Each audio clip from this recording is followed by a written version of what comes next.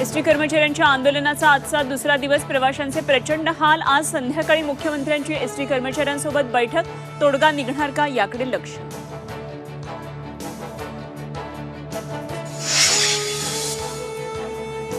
ST आंदोलनाच्या पार्श्वभूमीवर वाहतूक ठप्प होऊ नये यासाठी एसटी महामंडळ सतर्क। आजपासून दीर्घ काळासाठी करार पद्धतीने चालक नेमण्याची चाचपणी।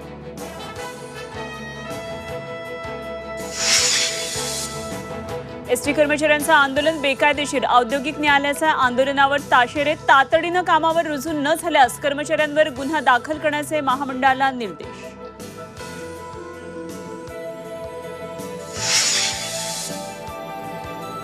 विधानसभा निवडणुकीत मविया एकत्र लढून राज्याला स्थिर सरकार देणार, शरद पवारांचं आश्वासन।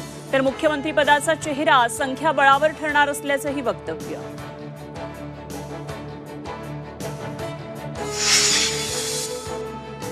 विधानसभा निवडणूक पार्श्वभूमीवर मनसे अध्यक्ष राज ठाकरेंची आज महत्त्वाची आढावा बैठक। मुंबई, ठाणे, पुणे, नाशिकमधल्या पदाधिकाऱ्यांसोबत बैठक।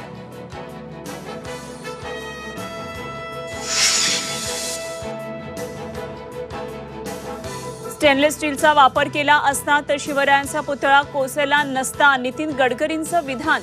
तर जाणकारांचा सल्ला घेऊन मत व्यक्त केलं असावं, शरद पवारांकडून गडकरींच्या विधानाचं कौतुक।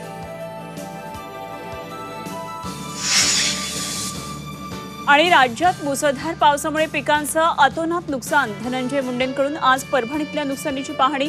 तर आदित्य ठाकरे मराठवाड्यातल्या नुकसानीचा घेणार आढावा।